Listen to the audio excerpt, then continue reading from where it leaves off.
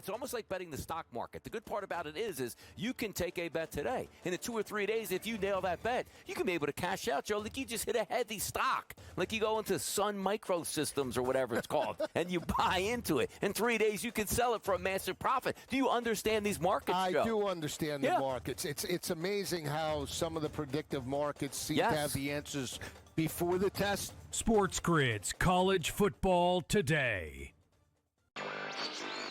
8 3-minute rounds. The gloves are 10 ounces.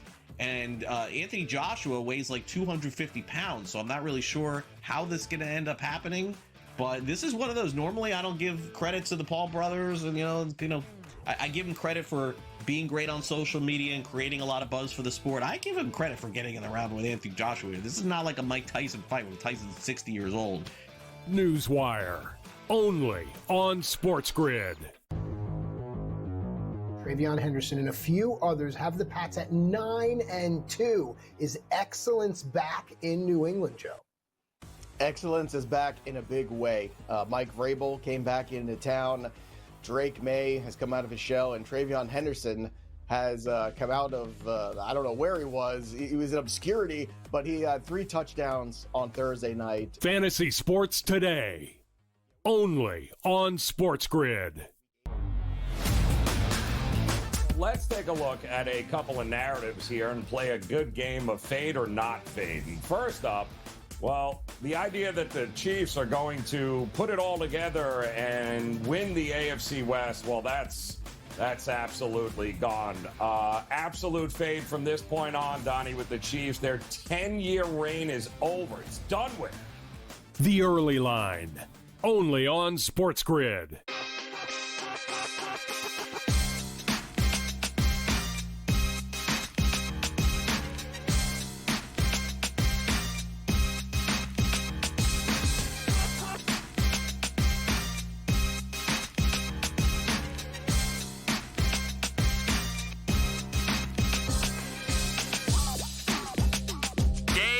Time decisions. We are live on SportsGrid on a Thursday night. Kevin Walsh with you live here from the decisions desk. We have so much to get into on this Thursday night. We are riding high heading into this show. Hopefully not too high.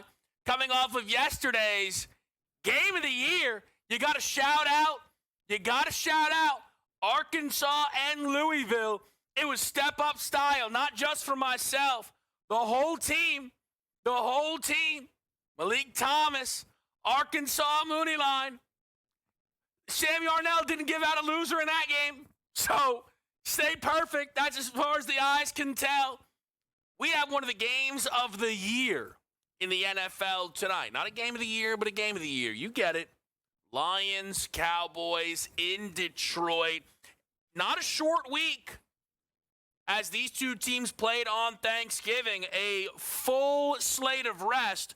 One of the better benefits that you will really see spot-wise here for these two teams should give us a really good game and probably explains why this total will not stop climbing and is set to close as our highest total of the NFL season.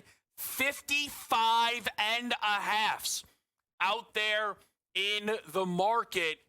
As far as the side goes, threes are all gone. 3.5 posted everywhere I can see for Detroit now against Dallas. I will say this off the top.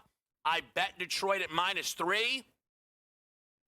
I would be very frustrated if I had not already and wanted to get involved with the Lions. And we can break down this side a little bit.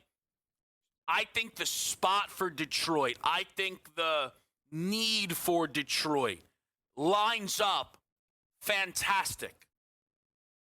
Health-wise, though, it is a huge edge towards the Cowboys. Both sides of the ball. Defensively, Detroit is still not right. But now you add in no one being 100% on that offensive line. Sam Laporta out.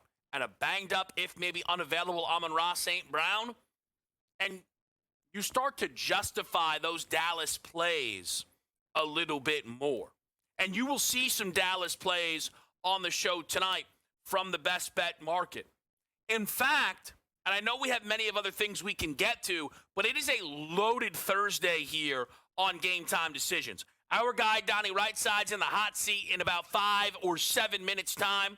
We're going to get DRS in here. We're going to talk to our guy, Jack Fitzpatrick from JMU. JMU in the news massively today as they get Billy Napier, former Florida head coach, to come over to their program before they play in the Sun Belt Championship, where they're hoping a spot in the college football playoff is obtainable. We've got Marcelino Ortiz to talk the MLS final, Lionel Messi and Miami against Vancouver, Mike Blewett to set us up on a Thursday. It is a packed show. So let's put some best bets on the board. I said you'd see some Dallas. Plus 3.5, AJ, who has been rolling with the Cowboys now throughout this win streak, is going to do it once again. I'm not mad at it, really. As someone who played Detroit -3, with that hook coming available and the injuries being what they are, I understand people who will look to play Dallas. It'll feel like the back door's open all game due to who they are offensively, who they've been offensively, it feels like, in Big D. Darnell is going to play J-Mo over the long catch. Jameson Williams is in a spot tonight to be wide receiver 1. Even if Amon-Ra plays, Jameson Williams projects to out-catch him, out-snap him, the whole thing. But J-Mo's such an explosive player. 27.5 for a long reception. You can't be mad at it. Chris worked through a few options here. I think found himself a really fun play. Jahmyr Gibbs is under 2-1 to score twice. At that point, you play a combination prop. You can find this on DraftKings for Gibbs and Pickens to combine for 2 touchdowns at -115. I think it's a sharp look.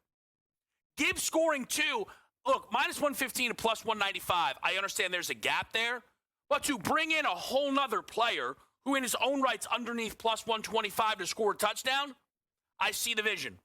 For me, David Montgomery.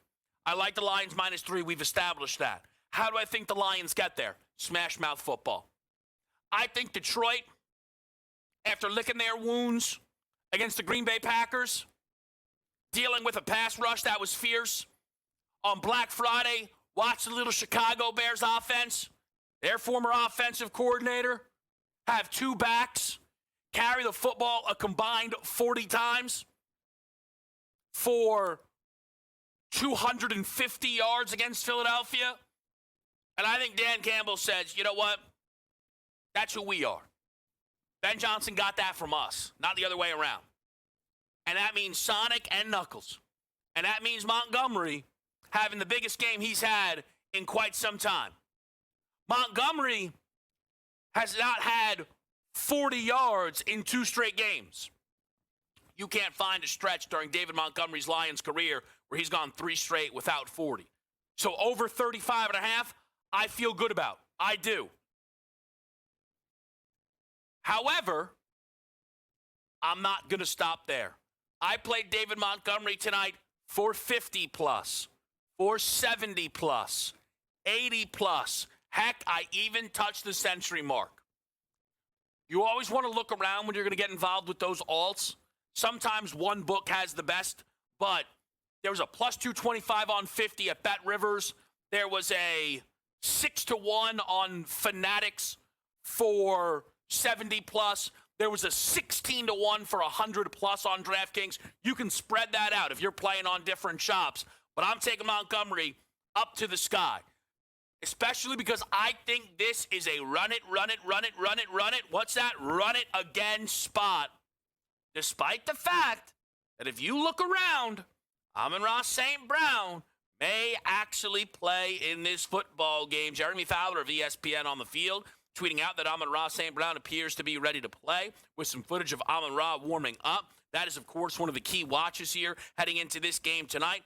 If Amon-Ra plays, I think it is a boost for Detroit because how could it be a negative? I do not expect Amon-Ra, though, to be anywhere near 100%. Will not be playing his props and only hope that maybe they could get some other value if you're interested in Jamison Williams and Isaac Tesla.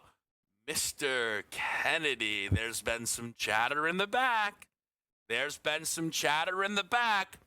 jackpot bonus has been kind to this team.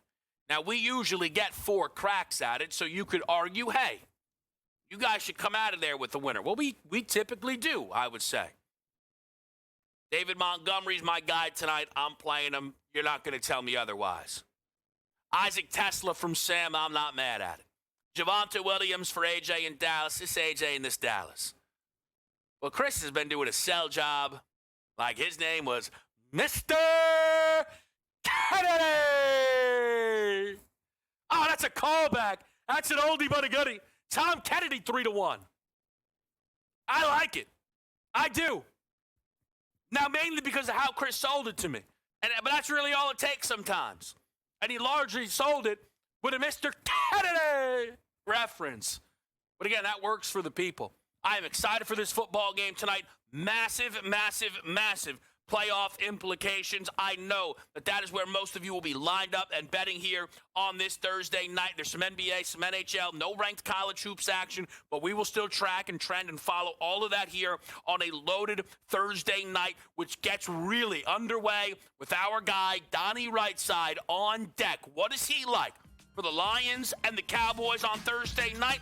We'll find out after the break on SportsGrid.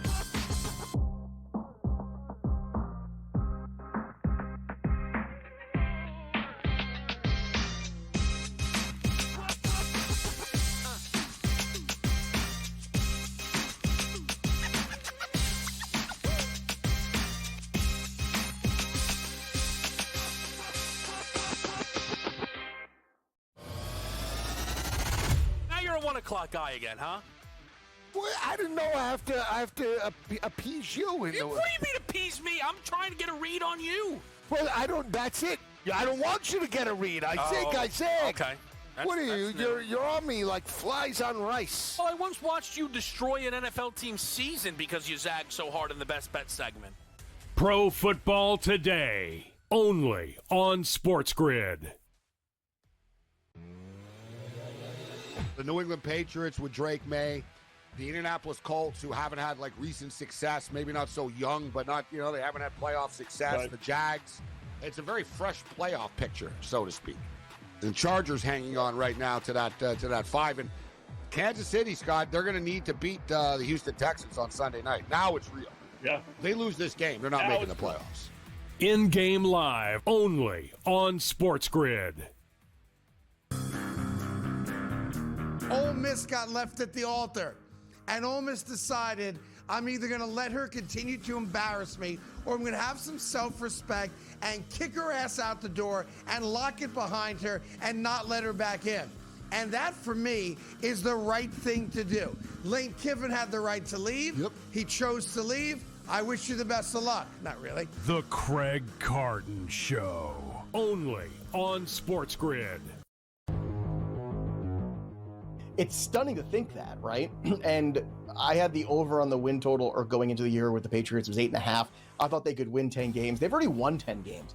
And that is a stunning turnaround, to go from worst to first here. And they're not the only team that could do it. The Jaguars could do it too. They are right on that precipice here if they handle their business against the Titans the next couple weeks and, at least split between the Indianapolis Colts those 2 games. Fantasy Sports Today, only on SportsGrid.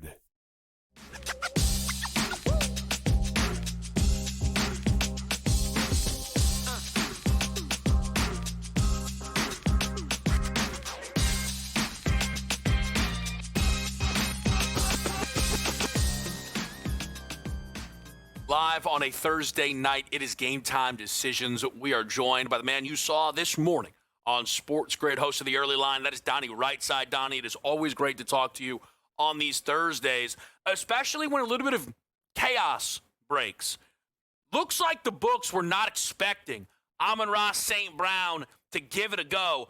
All Lions props are off the board right now, as it feels as if Amon-Ra is trending towards playing in this football game. How do you react to that news? Has anybody ever played sports before out there? I know people watching have done it. Kevin, you played sports. I played sports here. if you're a game time decision, love the name of the show. This is where you get down to the nitty gritty. Let's see if he can go. He's not going to be 100% tonight in this game. So if you're looking at other props here, you get to it. But for me, I don't look at Amon-Ra St. Brown coming back tonight and playing in this game with a high ankle sprain and go like, that's 12 targets, 10 catches, $110, 2 scores, and he dominates. You know what I look at, Kevin? We're going to use him in packages, and he's going to be doing one of those rocky, I'm staggering out here multiple times, but I'm going to give it my best shot. If you're looking at this game going like, hey, Amon-Ra St. Brown is playing tonight, I'm going to go Detroit, you're doing it all wrong. I'm sorry. I think it's interesting, though, with Amon-Ra playing in this football game is how do they, and he's officially going to be active, how do the books react, Donnie, on the Jameson Williams props, on the Isaac Tesla props, where I'm sure for someone like, and I don't know, Donnie, what you've already kind of locked in and loaded. Yeah. Are you more on the Detroit side tonight? I am on the Detroit side with the running game, Kevin. I heard you preluding here. That's where I think they're going to stick to it on the ground. I see a lot of carries here tonight for Jahmyr Gibbs. I see a lot of success on the ground because that's what they have to do. Their passing game just isn't the same without a super healthy Amon-Ra St. Brown. That offensive line isn't what it was. But let's get back to your original point. How do you play? Kevin, I bought a Ben DiNucci shirt for games just like this tonight. And if anybody understands this, you take a look at Kennedy. You know what? Let me play that guy. The dude's played one game. We're now going to tell him he's going to be a part of the offense to get 6-7 targets tonight. He's more likely to have one target. And Tesla on one side. You've already saw him up. That guy's a starter. They don't even look in his direction for this game. Now, can they get their props tonight? Sure they can. I'm not outsmarting myself tonight with those two guys. That's what I decided on this morning, Kevin. Yeah, I'm very curious to see when these reopen from the sports books. Yeah. We will keep odds on it. It'd be great if they could open while we still have DRS with us here. But, Donnie, I think one of the fascinating things about this game is, and look, the Amon-Ra adds another layer, but it's, why is Amon-Ra playing? Because this is, you could argue, the Lions season. And here's the thing, though. You could also argue it's Dallas' season. If Dallas loses tonight, the only hope they have of rebounding is a full collapse from the Philadelphia Eagles. A full-on, they won 9 games? What do you mean? Like, meltdown from the Eagles, and the odds makers aren't expecting it. So, who do you trust more, Donnie, entering into this game tonight? It's hard to say because I do like the way the Dallas Cowboys have been playing, but also understand this. We saw them against the Raiders on the road. Everybody smashes the Raiders. Then we saw them against the Eagles. The Eagles had a 21-0 lead and just folded. Now, I do give credit to Dallas for coming back in that football game, and they did. Then they had the short work week at home against the Kansas City Chiefs with a great advantage going up against the Chiefs who have been playing great football. This is the first time now they're going back on the road in a hostile environment, and we'll see what they can do. But they are getting some breaks. That's a damaged secondary for Detroit, Kevin.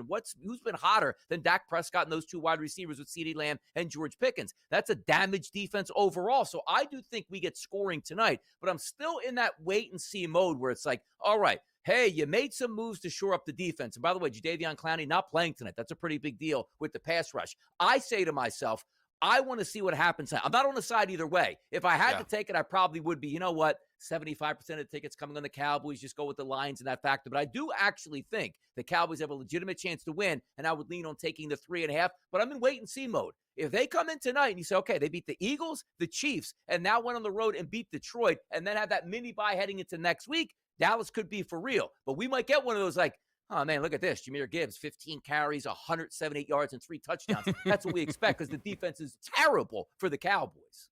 Yeah, I think, Donnie, Dallas has now been able to stack 3 straight wins and 2 wins that obviously they're really, really excited about being able to get. It is a lot, even if you think the Cowboys are better than Detroit. Hey, go win a 4th game.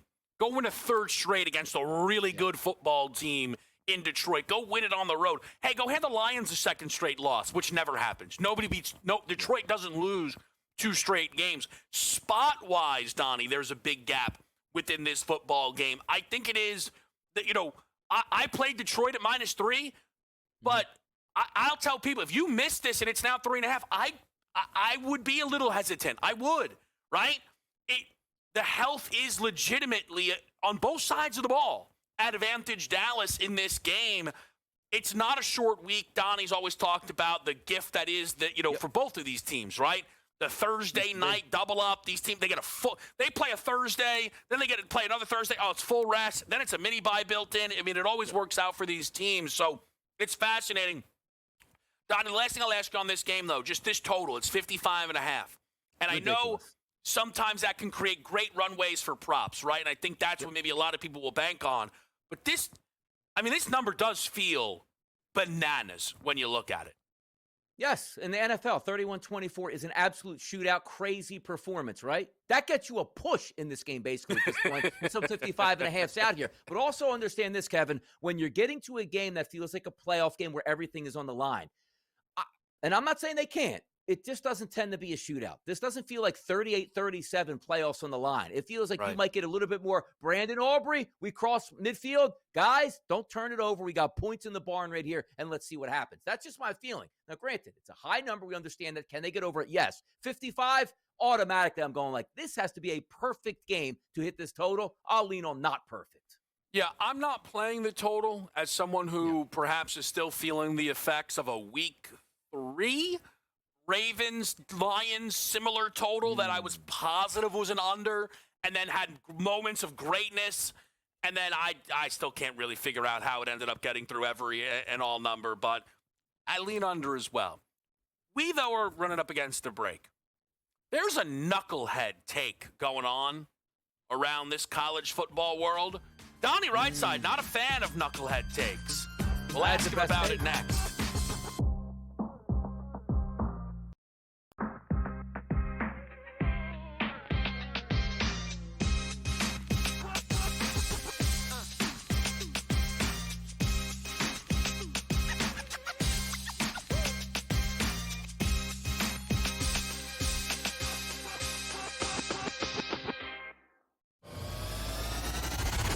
You're a 1 o'clock guy again, huh? Well, I didn't know I have to appease you. What do you mean appease me? I'm trying to get a read on you. Well, that's it. I don't want you to get a read. I zig. Okay. What are you? You're on me like flies on rice. Well, I once watched you destroy an NFL team's season because you zagged so hard in the best bet segment. Pro Football Today, only on SportsGrid. The New England Patriots with Drake May, the Indianapolis Colts, who haven't had like recent success, maybe not so young, but not, they haven't had playoff success. Right. The Jags, it's a very fresh playoff picture, so to speak. And Chargers hanging on right now to that 5. And Kansas City, Scott, they're going to need to beat the Houston Texans on Sunday night. Now it's real. Yeah. They lose this game, they're not making the playoffs. In-game live, only on SportsGrid. Ole Miss got left at the altar, and Ole Miss decided, I'm either going to let her continue to embarrass me, or I'm going to have some self-respect and kick her ass out the door and lock it behind her and not let her back in. And that, for me, is the right thing to do. Lane Kiffin had the right to leave. Yep. He chose to leave. I wish you the best of luck. Not really. The Craig Carton Show, only on SportsGrid. It's stunning to think that, right? And I had the over on the win total, or going into the year with the Patriots, was 8.5. I thought they could win 10 games. They've already won 10 games. And that is a stunning turnaround, to go from worst to first here. And they're not the only team that could do it. The Jaguars could do it too. They are right on that precipice here if they handle their business against the Titans the next couple weeks and, at least split between the Indianapolis Colts those 2 games. Fantasy Sports Today, only on SportsGrid.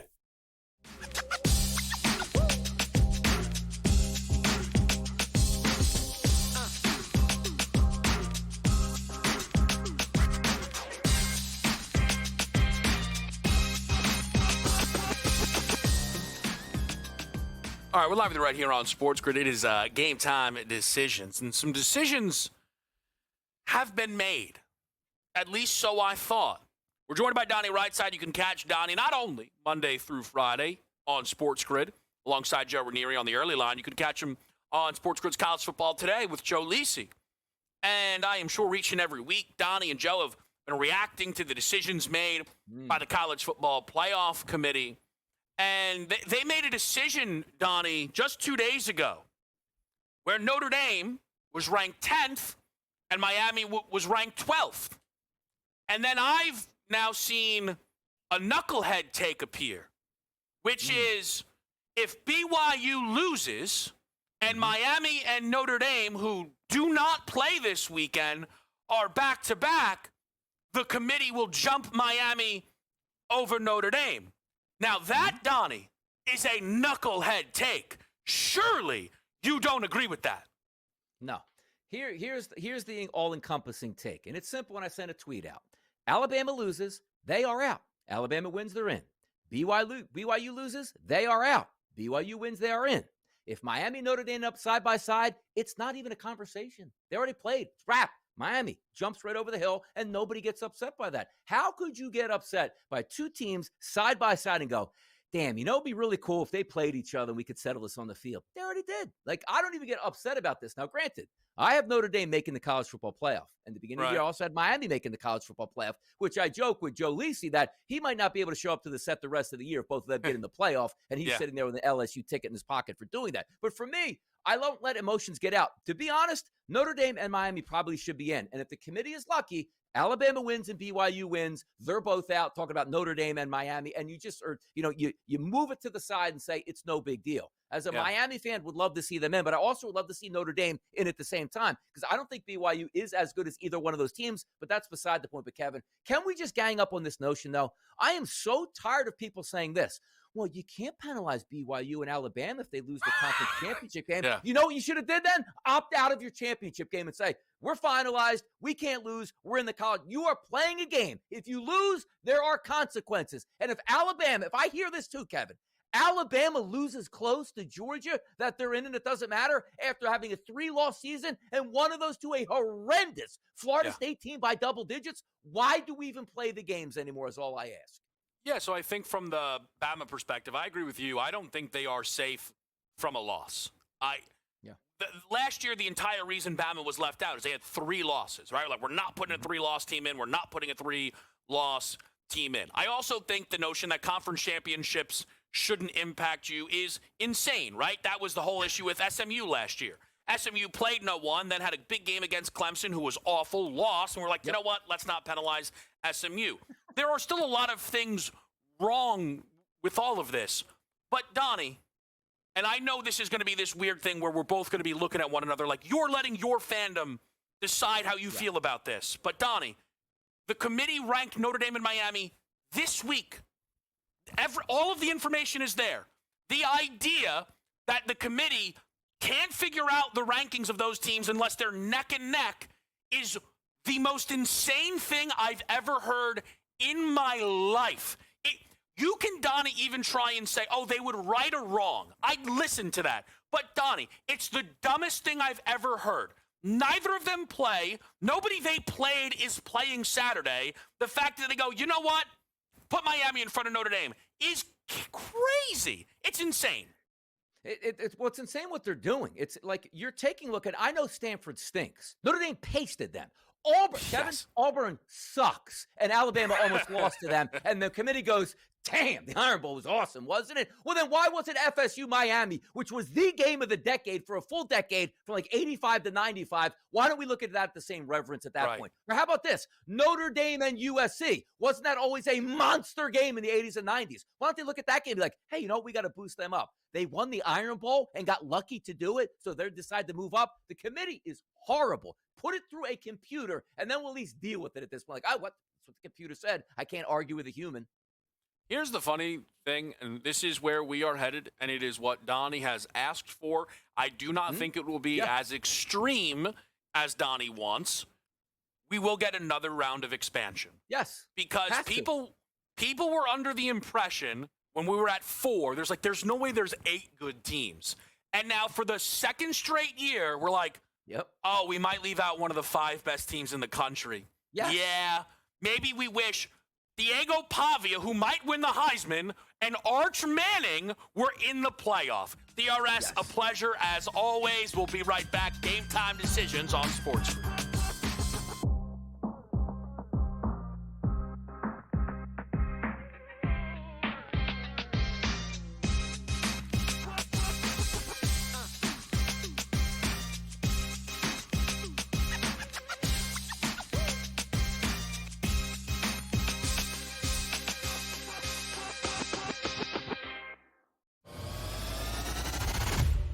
o'clock guy again, huh? Well, I don't know. I have to appease you. What do you mean appease me? I'm trying to get a read on you. Well, I don't. That's it. I don't want you to get a read. I zig. Okay. What are you? You're on me like flies on rice. Well, I once watched you destroy an NFL team's season because you zagged so hard in the best bet segment. Pro Football Today, only on SportsGrid. The New England Patriots with Drake May, the Indianapolis Colts, who haven't had like recent success, maybe not so young, but not, they haven't had playoff success. Right. The Jags, it's a very fresh playoff picture, so to speak. The Chargers hanging on right now to that 5. And Kansas City, Scott, they're going to need to beat the Houston Texans on Sunday night. Now it's real. Yeah. They lose this game, they're not making the playoffs. In-game live, only on SportsGrid. Ole Miss got left at the altar, and Ole Miss decided, I'm either going to let her continue to embarrass me, or I'm going to have some self-respect and kick her ass out the door and lock it behind her and not let her back in. And that, for me, is the right thing to do. Lane Kiffin had the right to leave. Yep. He chose to leave. I wish you the best of luck. Not really. The Craig Carton Show, only on SportsGrid. It's stunning to think that, right? And I had the over on the win total, or going into the year with the Patriots, it was 8.5. I thought they could win 10 games. They've already won 10 games. And that is a stunning turnaround, to go from worst to first here. And they're not the only team that could do it. The Jaguars could do it too. They are right on that precipice here if they handle their business against the Titans the next couple weeks and, at least split between the Indianapolis Colts, those two games. Fantasy Sports Today, only on SportsGrid.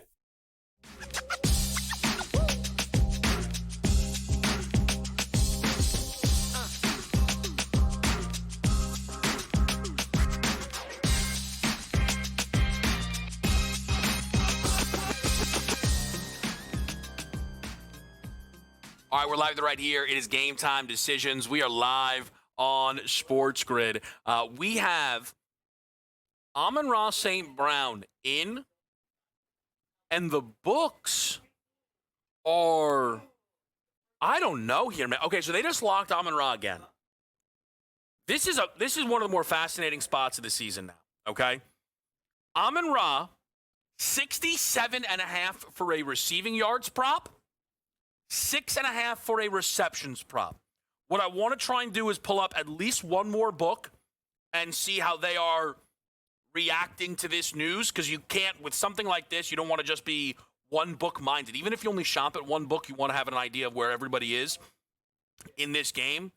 So a different book, 65.5 for the receiving yards and 5.5 receptions juiced over. So what that also then leads to is Jameson Williams moving a little bit, right? 3.5 receptions, expensive, 4.5 plus. His yardage, though, because he's so explosive, 63.5, that hasn't moved a ton. But Tesla, I think, is your biggest dropper. I believe Isaac Tesla was like 36.5 in market earlier today. We're now at 15.5. Which is a bit surprising to me. So when it comes to stuff like this, as always, you guys know I'm going to lean on the Pro Football Doc, Dr. David Chow, and the guys over at SixScore.com. And I don't think they were expecting Amon-Ra to play. And Amon-Ra wasn't really practicing. So, they were obviously, I think, feeling then even better about their perception around Amon-Ra. I think it is important to acknowledge this game does feel like Detroit's season. And what's so tough about this for the Lions is that it's not that a win sets them up perfectly. It's that a loss arguably kills them. Because within their own division, so remove the NFC East, remove the NFC South. The problem for Detroit, Bears have 3 losses, Packers have 3 losses, Rams have 3 losses, Seahawks have 3 losses, and the Niners have 4, with only 4 games to play.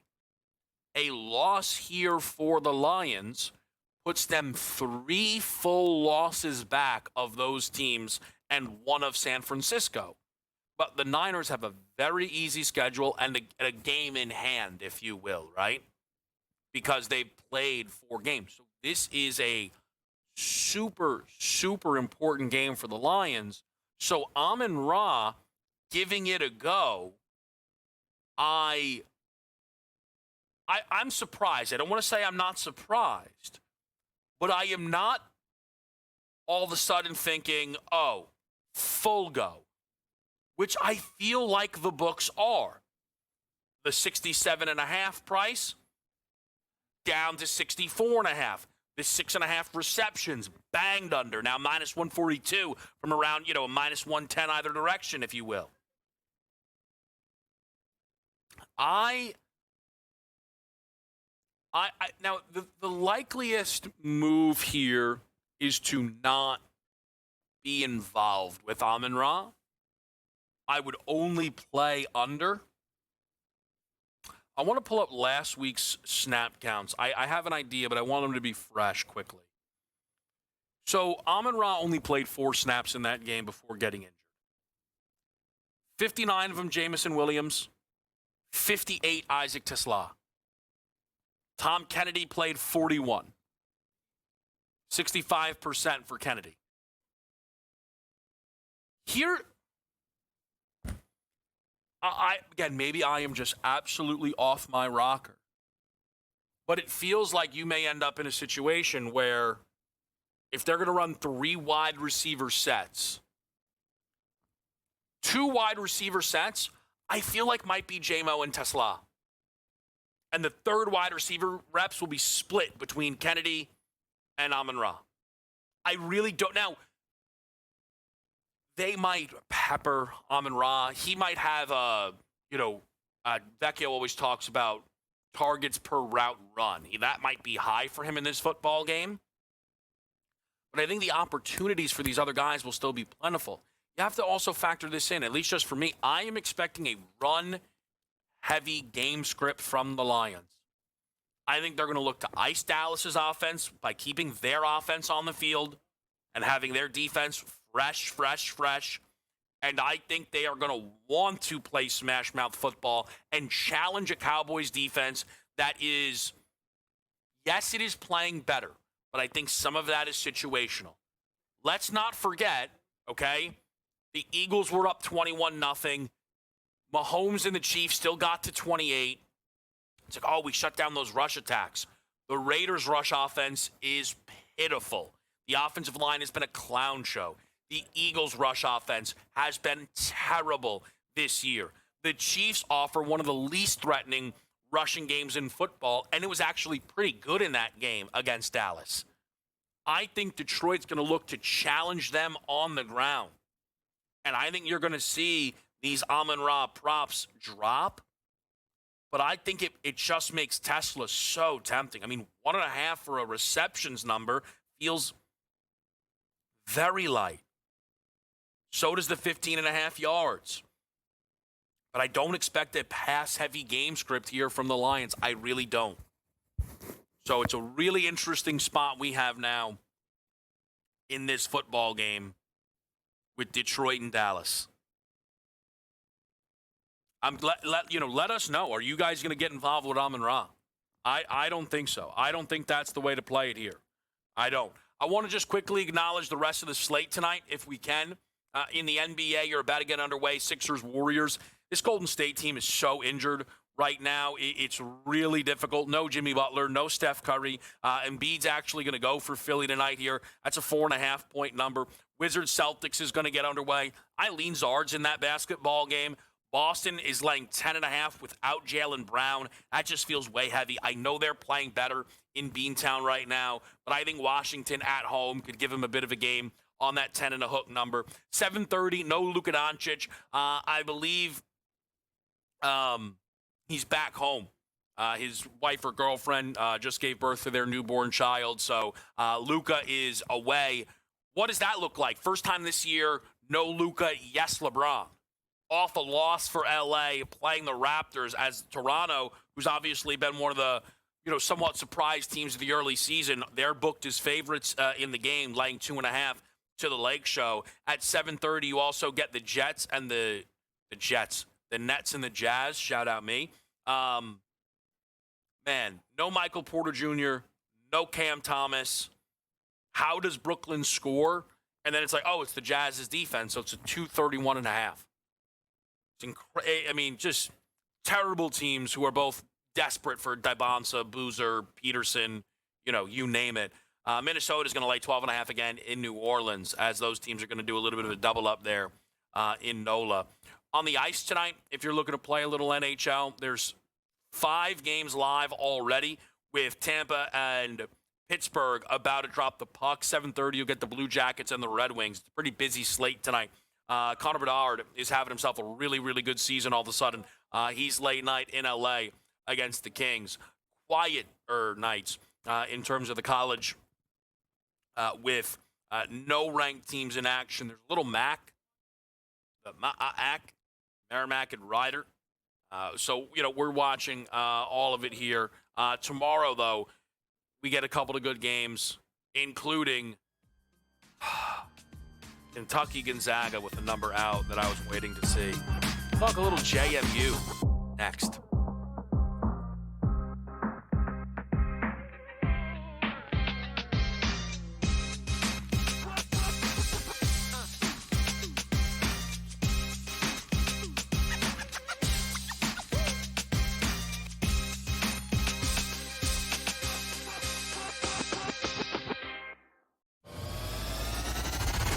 You're a 1 o'clock guy again, huh? Well, I didn't know I have to appease you. What do you mean appease me? I'm trying to get a read on you. Well, I don't. That's it. I don't want you to get a read. I zig. Okay. What are you? You're on me like flies on rice. Well, I once watched you destroy an NFL team's season because you zagged so hard in the best bet segment. Pro Football Today, only on SportsGrid. The New England Patriots with Drake May, the Indianapolis Colts, who haven't had recent success, maybe not so young, but not, they haven't had playoff success. Right. The Jags, it's a very fresh playoff picture, so to speak. The Chargers hanging on right now to that 5. And Kansas City, Scott, they're going to need to beat the Houston Texans on Sunday night. Now it's real. Yeah. They lose this game, they're not making the playoffs. In-game live, only on SportsGrid. Ole Miss got left at the altar, and Ole Miss decided, I'm either going to let her continue to embarrass me, or I'm going to have some self-respect and kick her ass out the door and lock it behind her and not let her back in. And that, for me, is the right thing to do. Lane Kiffin had the right to leave. Yep. He chose to leave. I wish you the best of luck. Not really. The Craig Carton Show, only on SportsGrid. It's stunning to think that, right? And I had the over on the win total, or going into the year with the Patriots, was 8.5. I thought they could win 10 games. They've already won 10 games. And that is a stunning turnaround, to go from worst to first here. And they're not the only team that could do it. The Jaguars could do it too. They are right on that precipice here if they handle their business against the Titans the next couple weeks and, at least split between the Indianapolis Colts, those 2 games. Fantasy Sports Today, only on SportsGrid.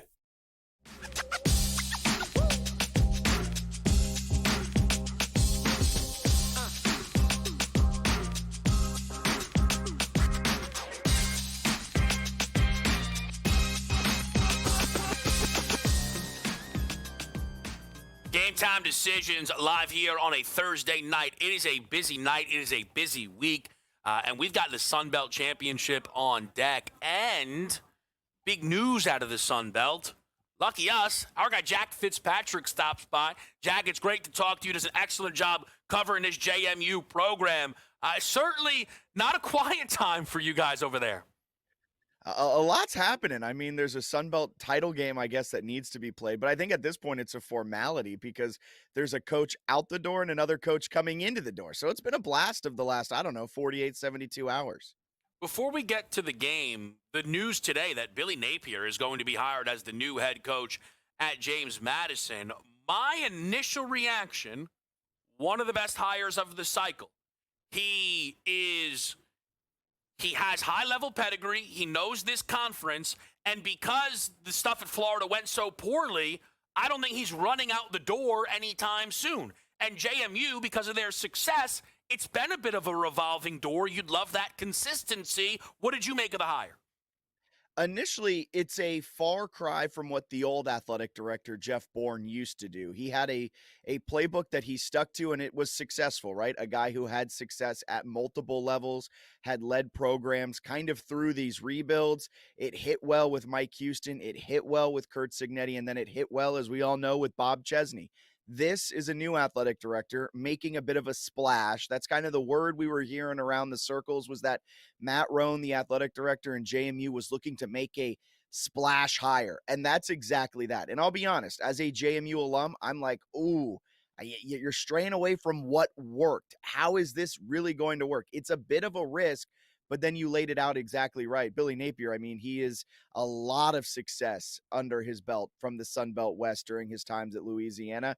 And yeah, it's going to take a couple years to get the stench off from what happened in Florida. He had AR-15 with Anthony Richardson. They didn't win a lot of games. Had DJ Lagway, a Heisman hopeful. Didn't win a lot of games. Actually gets fired. So it's going to take some time to get the stench off of that, off of what he just did in Florida.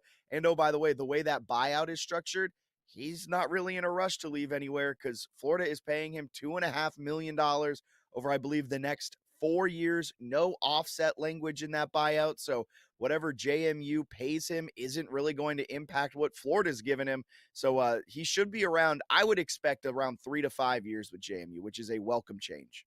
And the one thing I would say, you're not wrong about some of the stench. I mean, again, he was fired, so I can't pretend he had some majorly successful tenure. But gosh, every time it looked like he was dead, he won a game. And that's not an easy thing to do in the SEC. It's like, hey, you're coaching for your job, beat Texas. Done. It's like, what? Like, but that's who he was. So I think there is an attraction for this guy in the Sun Belt, Jack. Yeah, he'll have success. I mean, he ran the league when he was the coach at Louisiana for the Raging Cajuns. Don't call him Louisiana Lafayette. They will find you and they will attack you for that. I've learned from firsthand knowledge. So during his time at Louisiana, he did have a lot of success, and he is a great recruiter. You don't just luck into DJ Lagway. You need to have an eye for talent, because I still believe DJ Lagway is a very good quarterback, and so I expect him to bring that with him. Granted, the G5 is a little bit of a different landscape than it was 4 or 5 years ago when he was having the success at Louisiana. You have to lean a little bit more into the transfer portal. You have to re-recruit your team more than you did just a couple of years ago. So I think you'll kind of have to relearn that, but that's not an insane learning curve. He should find tremendous success over however many next years he's going to be at JMU. So for the game against Troy, I mean, the number, look, it's definitely inflated because one team is fighting for a playoff spot and the other team is fighting for a Sun Belt championship, and those things are just a different caliber. But the gap that JMU has put on display in this conference is in display in that number. How worried are JMU fans heading into this game? Not at all. Like, okay. I have not seen a JMU fan base this kind of calm going into a game in a long time. All of the postseason awards came out, and they kind of swept them. They won Player of the Year in offense with Alonzo Barnett III. They won Defensive Player of the Year. They won Coach of the Year. And that type of, I don't know, confidence is definitely rolling over, even with the distraction that's holding over this entire team with Bob Chesney out the door to UCLA, with the distraction that brings just inherently. There's still a huge confidence because there is such a wide talent gap between Troy and JMU. Troy, they've got a fine defense. Their offense is downright abysmal. And the thing that their offense does the best is what JMU's defense stops at the highest clip. What Troy's defense does the best is JMU's biggest strength on offense. So it is an uphill battle for Troy in this game. And I think the number very much reflects that. And I feel confident that number is just about right. The question then for JMU, and they need Duke to beat Virginia. We all know that. The American is just set up now with both of the teams playing in the game. It is what it is. Is JMU better than those teams? I saw one outlet who has power ratings has JMU like 10 points better than both of those teams. I mean, but it is what it is. They set up the way it is. How dangerous do you think JMU could be if they are in the playoff? Because last year's G5 representative, the thing was a mess. It was Boise State in round 2 playing Penn State. That's not how this is going to look. How confident do you feel JMU could give one of these teams a game? Now, they could give them a game. They aren't winning a first-round game because I do think that is when distractions really come into play because Bob Chesney, according to reports from Pete Thamel, will still be coaching the team in the college football playoff. But at that point, he's going to be so focused on figuring out his transfer class and everything like that. So I think that will really play a big role in it. But with that being said, the defense is exceptional for JMU, and the defense is the ultimate trump card where I think they could slow down a lot of these P4 offenses to at least make the game fun like they did against Louisville. And I know Louisville is a different beast than what we're looking at with Oregon or Ole Miss or whoever it may be that they're playing against. Different beast, but that defense is the ultimate equalizer. Again, it's this tough thing. I don't love the auto bids, but I've also watched JMU be disregarded in almost aggressive fashion by the committee. So I see why it's set up this way. And I also simultaneously think this group is actually a little more worthy of a chance than some others. It's complicated. I am rooting for him on the staff, the whole thing. Jack, we really, really appreciate it. Jack Fitzpatrick fits the bill. Does an excellent job covering the Dukes. We'll be right back here on SportsGrid.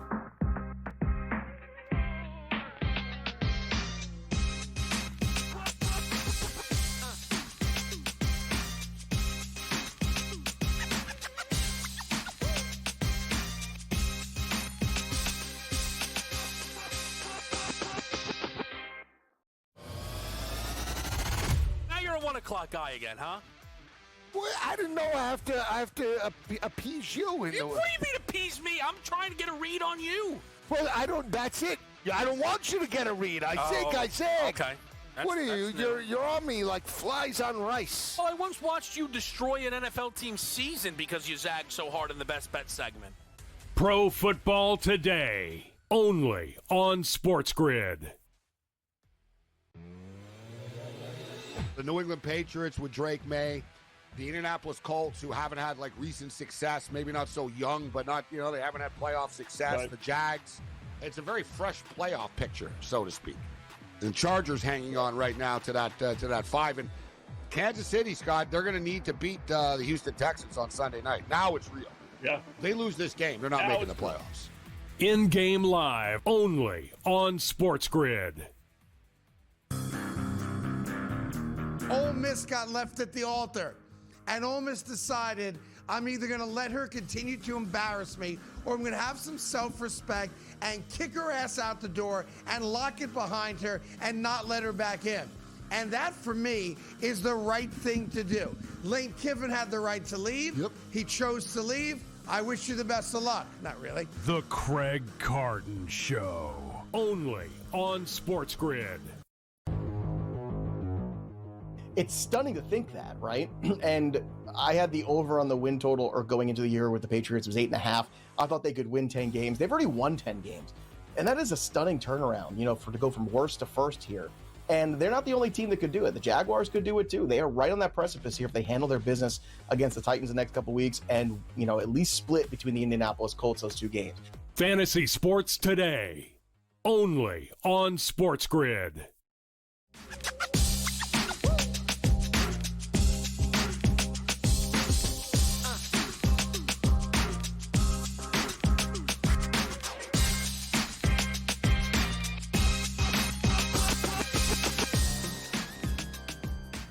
Live on a Thursday night on SportsGrid, it is game time decisions. You are in for a treat because our guy Marcelino Ortiz is here as always. Marcelino, it is great to see you, my man.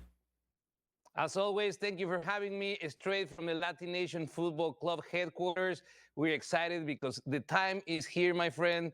The MLS Cup is being played this weekend, and also the Liga MX semifinals are going on, and they are fire and counter. So let's get started with a game that we have been waiting for 10 months, my friends. Messi finally has a chance to win his first MLS Cup, and in front of them, a very tough Vancouver, and a lot of opportunities to make money. So let's get started. I do think that this moment, Marcelino, it is. Am I right to say this is the biggest MLS match of all time? Without a doubt, the eyes are on this game. But also, we have to remember that this is not the first time that these two teams meet on a high-stake affair. Not too long ago, during the CONCACAF Champions League, Vancouver was able to eliminate Miami from the semifinal with an informed Messi and without Gerard Mueller. So the bets right now are favoring Miami. Every money line favors Miami, 205 up to 250. But the money is with Vancouver. My friends, this team is a dangerous team. I know you guys remember when I told you 10 months ago, if you're looking for a good money line and a good bet for an all winner, I told you Vancouver, the most surprising team of the season. So now let's get at the specifics. Right now, one beautiful parlay, both teams to score, the over on goals, that is 3.5, and Sebastian Berhalter to commit 2 fouls or more. That is a for sure. Berhalter is the heart behind Vancouver and is one of the most passionate players in the field. He will play with a knife between his teeth because also the call-up for the roster for the national team in the upcoming World Cup is on the line for him. But in front of him, Miami with the swan song for Busquets and Jordi Alba. Their very last professional game ever, and they want to go out with a bang and winning their first MLS Cup for Miami. This is so interesting because with Vancouver, they have been playing great. But I think when we get to this, we do not, when Marcelino and I get to do this, talk about Messi just because he's Messi. He still looks like one of the best players in the world. 3 goals and an assist in his last one. 2 goals and assists in the one before that. A 3-assist game prior to that. I imagine so much of this, again, Marcelino, the prices we see on this team, it isn't just, everyone's going to bet Messi. It's this guy is still, I don't know, you tell me, one of the 5-10 best footballers in the world? Look, I've always been very critical of Lionel Messi. Ever since he came to MLS, I have put a very high standard for him, and yet he has fulfilled that. He is, for me, the best soccer player that we've seen in this generation and in the past and in the one before that. He has done things that I don't think we've ever seen. There's a lot of promising players, young players that are following into his steps, but as of now, I don't see anyone matching that. And this is his opportunity to really bring that and put a bow on it and win the MLS Cup. Is his duty, and I feel like it is his moment. But again, Vancouver is a very, very dangerous team that knows how to win against all odds. So if you don't have a particular alliance or allegiance to Miami, I think that Vancouver is a better choice to put on your money. It is going to be, it is going to be really fun to follow. Again, it has been so fun to talk about it with you. Marcelino, with only about a minute left before we let you get out of here, some of the Liga MX that we usually like to cover, any fixtures this weekend we should be keeping our eye on? Without a doubt, here in Latin Nation, we're going to be broadcasting this Saturday Tigres versus Cruz Azul, the second leg of the semifinal of Liga MX. The other part of the bracket is Monterrey versus Toluca. Let's set the stage. Monterrey won 1-0 on the first leg against Toluca, the best team and current champions of Liga MX. If they defeat them, it will be a big surprise. Toluca is the favorite, but Monterrey has the edge on this game, in my opinion. And on the other one, here in Latin Nation, don't miss it. Saturday, 7 p.m. Eastern, we're going to have Tigres versus Cruz Azul. My money is on Tigres. This is a strong team that was facing a 3-0 deficit last quarterfinal, and they won 5-0 at El Volcán. So my money is with Tigres, and you can watch it here in Latin Nation. And remember, every Friday here in SportsGrid, Latin Nation Football Club.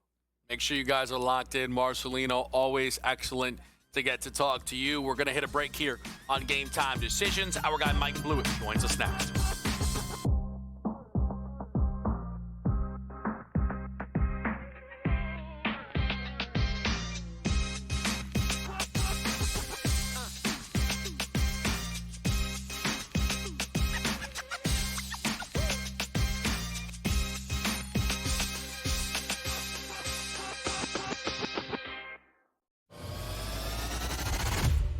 o'clock guy again, huh? Well, I didn't know I have to appease you. What do you mean appease me? I'm trying to get a read on you. Well, I don't. That's it. I don't want you to get a read. I said. Okay. What are you? You're on me like flies on rice. Well, I once watched you destroy an NFL team's season because you zagged so hard in the best bet segment. Pro Football Today, only on SportsGrid. The New England Patriots with Drake May, the Indianapolis Colts, who haven't had like recent success, maybe not so young, but not, they haven't had playoff success. Right. The Jags, it's a very fresh playoff picture, so to speak. The Chargers hanging on right now to that 5. And Kansas City, Scott, they're going to need to beat the Houston Texans on Sunday night. Now it's real. Yeah. They lose this game, they're not making the playoffs. In-game live, only on SportsGrid. Ole Miss got left at the altar, and Ole Miss decided, I'm either going to let her continue to embarrass me, or I'm going to have some self-respect and kick her ass out the door and lock it behind her and not let her back in. And that, for me, is the right thing to do. Lane Kiffin had the right to leave. Yep. He chose to leave. I wish you the best of luck. Not really. The Craig Carton Show, only on SportsGrid. It's stunning to think that, right? And I had the over on the win total, or going into the year with the Patriots, was 8.5. I thought they could win 10 games. They've already won 10 games. And that is a stunning turnaround, to go from worst to first here. And they're not the only team that could do it. The Jaguars could do it too. They are right on that precipice here if they handle their business against the Titans the next couple weeks and, at least split between the Indianapolis Colts those two games. Fantasy Sports Today, only on SportsGrid.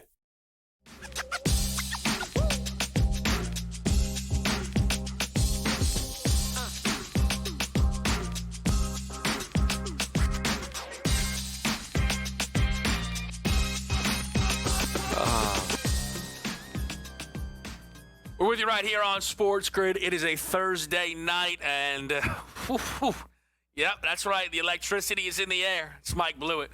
Mike, it is always great to talk to you. You guys can catch Mike, of course, anchoring our Sunday in-game live coverage throughout this NFL season.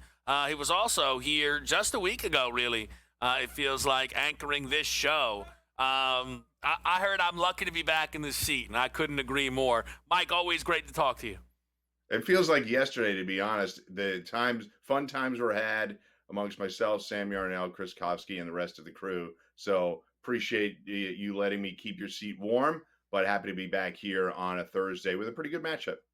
Mike, there's a lot of different things that we can dive into, but I think we should start with this Thursday night game because, it's a great one, right? Yeah. Everyone knows, too, kind of the setup here is good as well because it's a full week of rest for these teams instead of a short week because they both played on Thanksgiving. The Lions were field goal favorite pretty much all week, but that's been bet up now to 3.5 pretty much anywhere you look. And we're likely going to close with the highest total of the NFL season, I think, at 55.5. What is really standing out to you for this one? So, good reports for the Lions. They've been a very banged-up team. We know Terrion Arnold, the cornerback, yet another defensive back for them, goes to IR. However, we do see Penei Sewell, Taylor Decker, and Amon-Ra St. Brown announced as active. So clearly at this point in the season, Kev, can't expect everybody or anybody really to be 100%, but how hampered are those players? I think that's something I'm going to be looking at. It has me actually looking at Jamison Williams at 63.5 receiving yards. He's hit that number 3 of 4. Unfortunately, a 0 the one time he didn't hit that number. But it's interesting when you get a player of that talent, 63.5. They have other injured players like Laporta. We saw Tom Kennedy get catches last week when Amon-Ra St. Brown was out. With him back in, yeah, they could share it a little bit, but I like his number over 63.5. Amon-Ra's number is low too at 64.5, but we have a question mark on his health. We do, Mike, and the books I think came out a little aggressive on the Amon-Ra numbers at 67.5 and 6.5 in terms of yards and receptions. Those were bet a little, but they've not clearly felt enough pressure that they were way off base. The 6.5 receptions is still there. It's just moved juice-wise. The 67.5 yards is down to 64.5, right? This thing didn't collapse into the 50s or the 40s here. I just, and Mike, I mean, you know it as well because we did so much of it together on Sundays talking to the Pro Football Doc. I mean, I put a lot of stock in what they do over there at Six Score, and I think Amon-Ra playing really beat their expectations. And that happens, but that tells me antennas up. This is the biggest game of the Lions season. You could easily, and I think accurately say, a loss here, they will not make the playoffs. So Amon-Ra giving it a go, sure, but Amon-Ra playing 100% of the snaps is absolutely not happening, in my opinion. And target share would have to be down. Like logic would tell you, even if he's out there the whole time, is he really getting the same target share that he gets during a standard game? And his reception numbers, Kev, are always high. He's unbelievable in the number of times that he's targeted and the percentage with which he catches those targets. But on this night, that's why I'm moving in another direction. I like Jamison Williams, and in terms of the total at 55.5, it is important to note that they've had 7 days. This isn't a Thursday night game in air quotes that leads you to betting unders. What I'm trying to really wrap my head around is who gets off to the better start.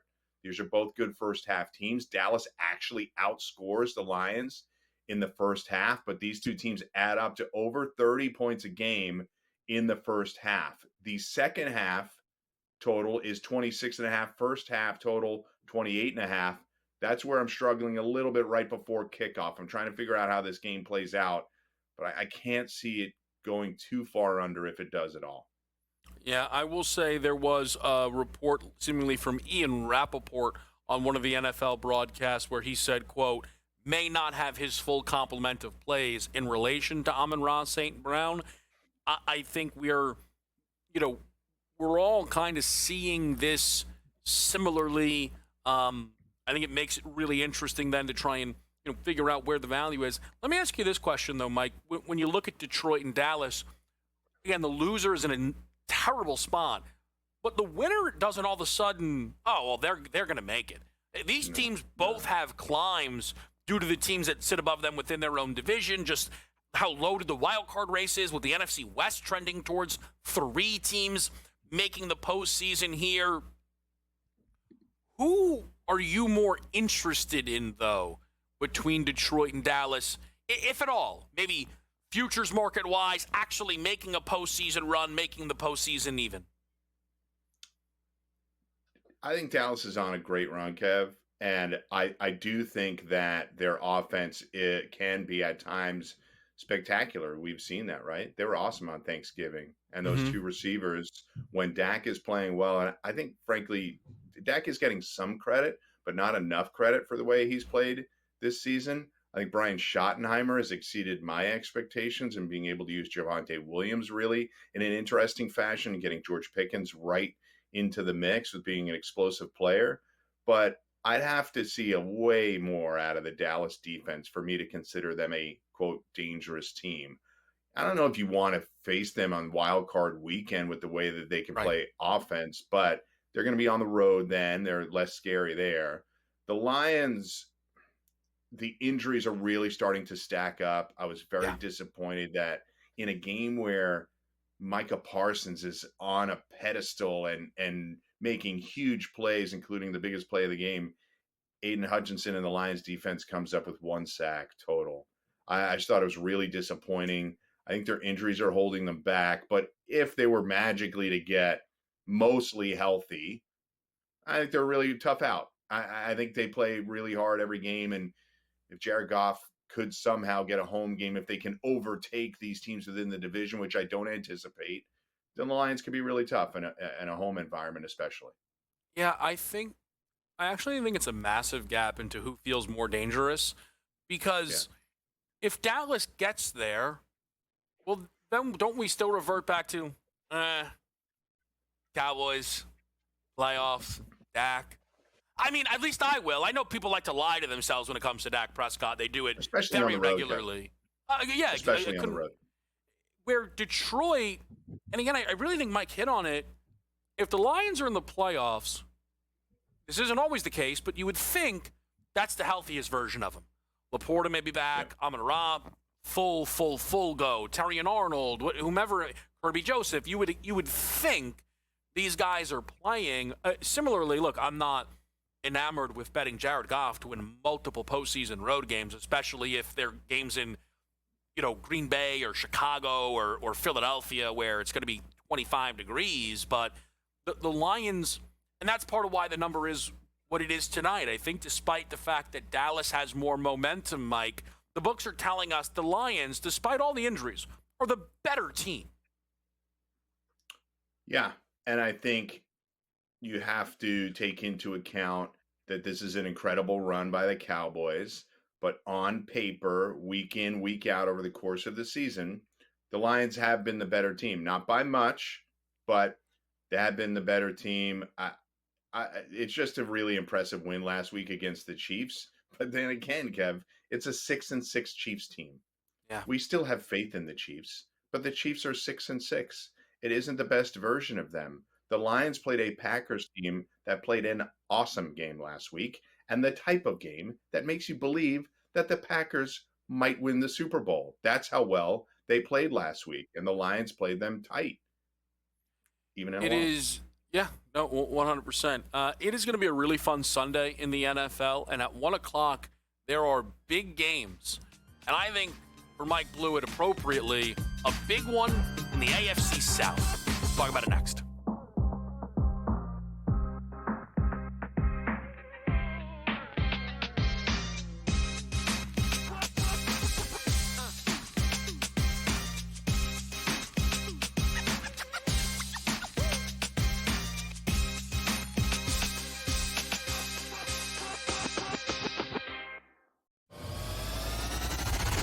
You're a 1 o'clock guy again, huh?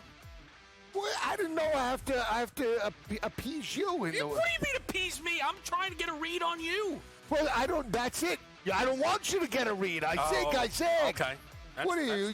You're on me like flies on rice. Well, I once watched you destroy an NFL team's season because you zagged so hard in the best bet segment. Pro Football Today, only on SportsGrid. The New England Patriots with Drake May, the Indianapolis Colts, who haven't had recent success, maybe not so young, but not, they haven't had playoff success. Right. The Jags, it's a very fresh playoff picture, so to speak. And Chargers hanging on right now to that 5. And Kansas City, Scott, they're going to need to beat the Houston Texans on Sunday night. Now it's real. Yeah. They lose this game, they're not making the playoffs. In-game live, only on SportsGrid. Ole Miss got left at the altar, and Ole Miss decided, I'm either going to let her continue to embarrass me, or I'm going to have some self-respect and kick her ass out the door and lock it behind her and not let her back in.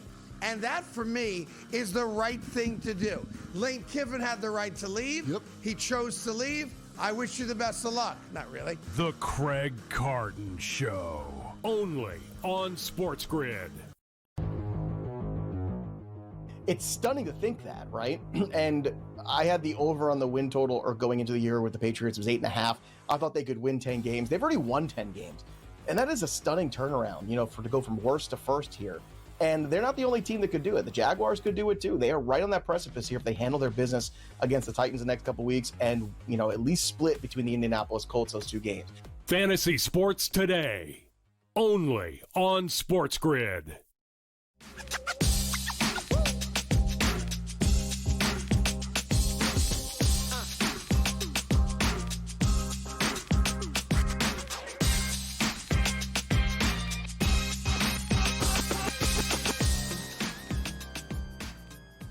Live right here on this Thursday night. I'm Kevin Walsh. I'm joined by Mike Blewett, who will be anchoring our coverage on Sunday throughout the 1 o'clock slate, which, you want to talk about a makeup slate. We talk about makeup calls. My gosh, what they put the fellas through, what they put all of us through.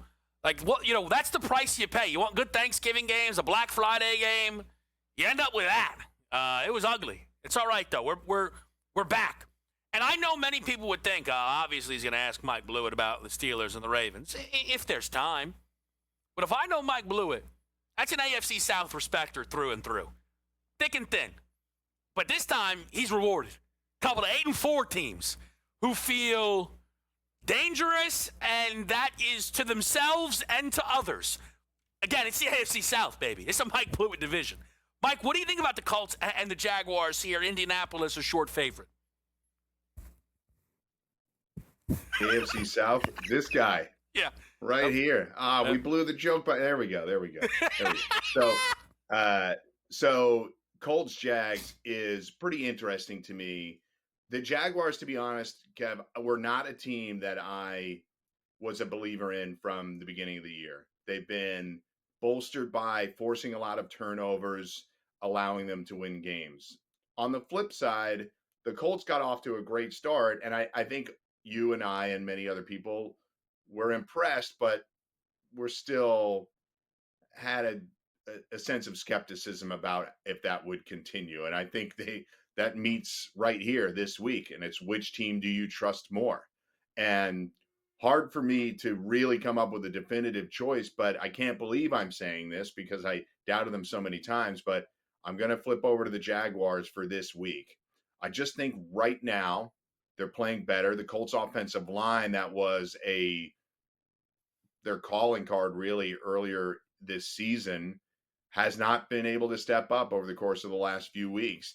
Daniel Jones has been a little banged up. Jonathan Taylor, not quite as dominant. And I have to give Liam Cohen credit. The defense still getting to the ball quite a bit, but Trevor Lawrence and the offense have been better. They've been able to utilize different running backs in Etienne and Tootin.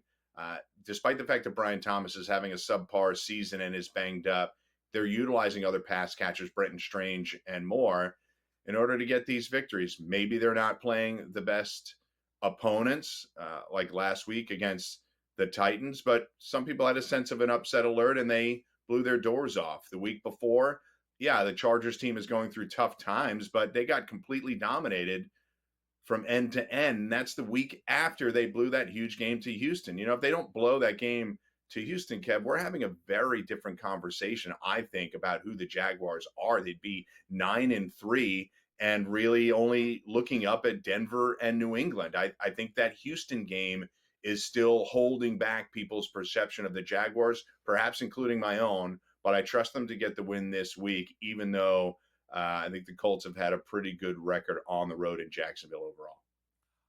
I, though, think, Mike, Jacksonville not getting that game is a little telling as to who they are. And that's probably true. I don't trust them. I don't. I like them. I'm not a full AFC South guy in the same way Blewett is, but I got a soft spot for the Jaguars. And I went through some, a useless exercise of projecting out the final records for all of the playoff contenders. Again, all of a sudden it's like, wait, everyone won all the remainder of their games, but I didn't love what remains for Jacksonville. That's at least how I felt. Although I'll tell you this, Mike, that means, projections for the AFC South, North rather. And I am invested in Cincinnati making the playoffs. And I wanted to cook the books. And I couldn't. And I actually think, as of this moment, the Steelers still win the North. Maybe I'm crazy, but I think they are live this Sunday, and they'll go to favorites to win that division if they win this football game. Where are you on the AFC North as a whole, especially, of course, the matchup between Baltimore and Pittsburgh? Absolute quagmire. I know what you're saying about the Bengals. You want to try to figure out a way for them to do it, but are the Bengals really going to rip off these 5 games? Will be 6 games in a row like they did last year. That means wins at Buffalo, win at Baltimore.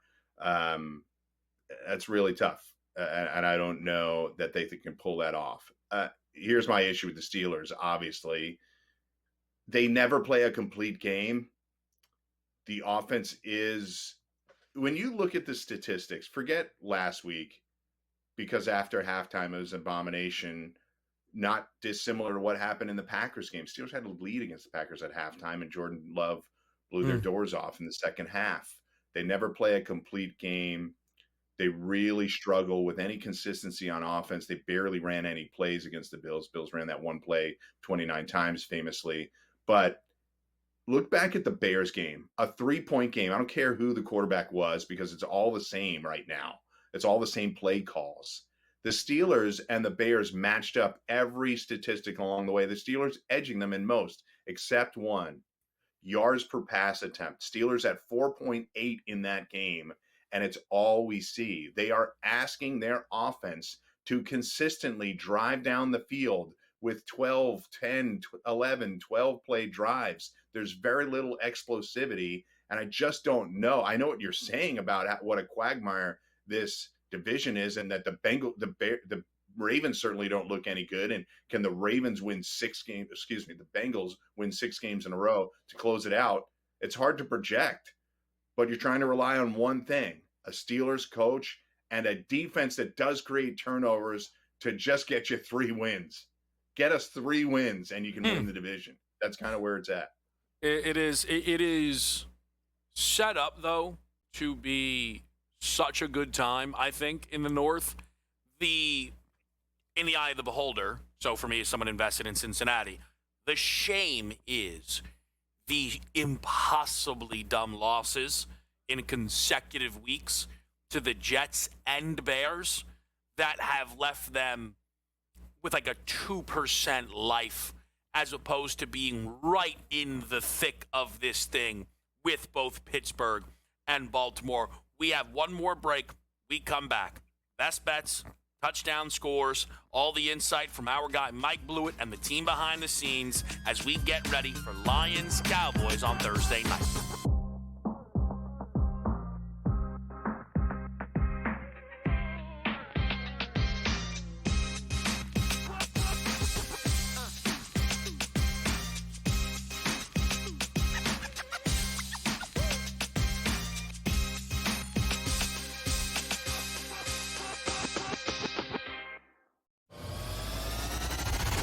You're a 1 o'clock guy again, huh? Well, I didn't know I have to appease you. What do you mean appease me? I'm trying to get a read on you. Well, I don't. That's it. I don't want you to get a read. I zig. Okay.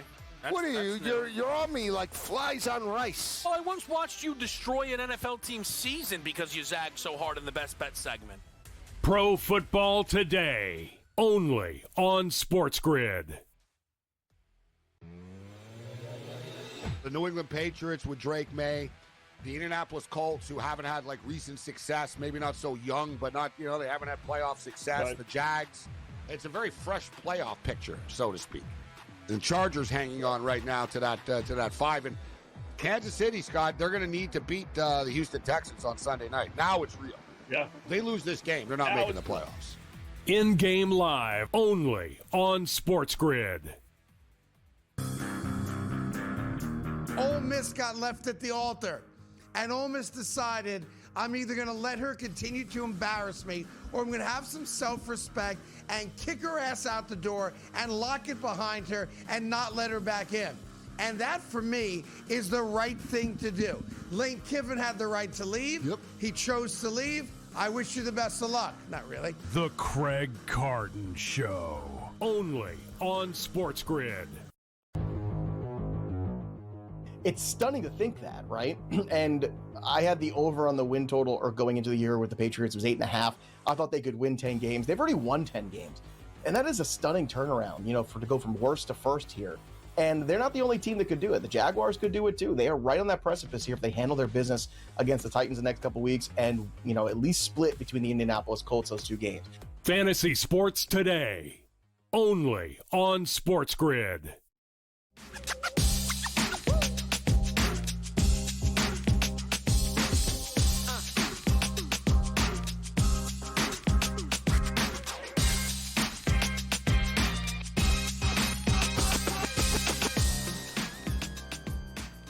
All right, we are closing it out here. Game Time Decisions in-game live is next. You are in good hands for a great game between the Lions and the Dallas Cowboys. I do quickly want to ask you, Mike, about one more game. I know it is the Sunday nighter. However, Kansas City and Houston is so important. We talked glowingly about the AFC South. I actually think a lot of people would be open to calling the Texans the best team in that division, despite their status and record and odds. But they, similar to a lot of these other teams, right?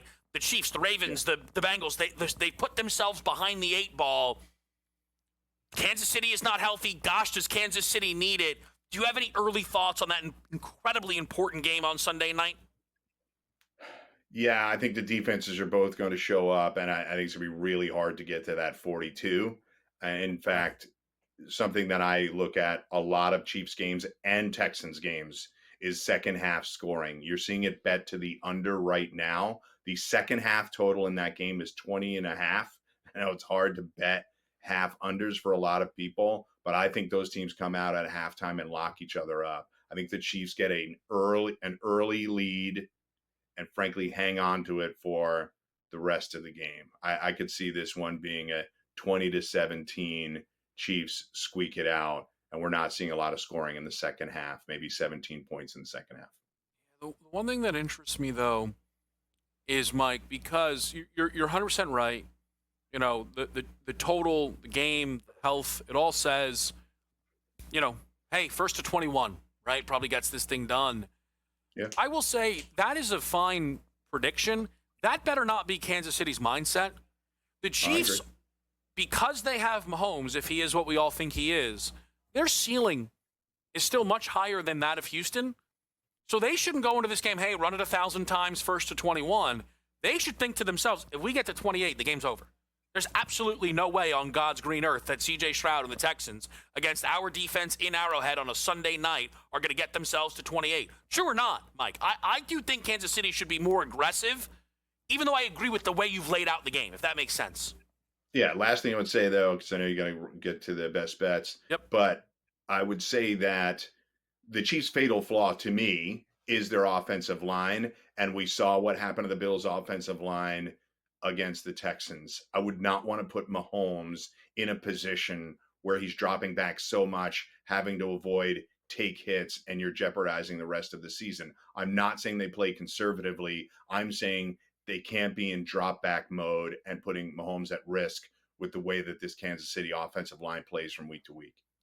Yeah. All right, let's get into some of these best bets here. For myself, it is David Montgomery over 35.5 rushing yards. I think this is a run-heavy script from Detroit, and I think that means Sonic and Knuckles. I've been, the foremost, give all the carries to Gibbs guy. But they're not going to do that, and to some degree, Montgomery, they've talked about wanting to get him the ball more. I think they challenge the improved Dallas rush defense and get Montgomery involved. We've played that to the sky. We'll root in for as big a game as possible, but at least get us to 36. I think it's a sharp look here from Chris. Little off the beaten path. You'll find it at DraftKings. Gibbs and Pickens to combine for 2 touchdowns. It's minus 115. Gibbs gets you there on his own. Incredible. I think Pickens is actually live for 2 touchdowns in this game. That's how you score on Detroit, through the air, not the ground. Don't be surprised if GP has himself a big game here up against the Lions. J-Mo for a long catch of 27.5 to the over for Yarnell. Not mad about it. And then you got AJ on the Cowboys plus 3.5. I did lay the 3 with Detroit, but now that hook is always there, it becomes a trickier football game because the health is a real advantage for Dallas in this spot. Touchdown scores. I played Monty, kept it simple. Mr. Kennedy, Tom Kennedy for Chris. Isaac Tesla for Sam. Javonte Williams for AJ. Big movement on both Tesla and Kennedy due to the Amon-Ra playing. Mike, any best bets or touchdown scores for us heading into Thursday Night Football? Let's go Jamison Williams over 63.5 on the receptions. I kind of like where you're at with Monty. I think he gets a crack here at the goal line. So I know it's chalky, but I think that's your most likely bet right there. Yeah, I absolutely love it. I'm really, really excited for this game. It is a game that both teams desperately need. I had someone ask me before the show, Eagles panic button if Dallas wins tonight and the Eagles lose Monday. And I said the panic button will be in reach just if Dallas wins. Forget that Philly game. Because now the conversations around Dallas switch a ton. Loud and expected. Laying the 3, Big Game Monty, in-game live is next.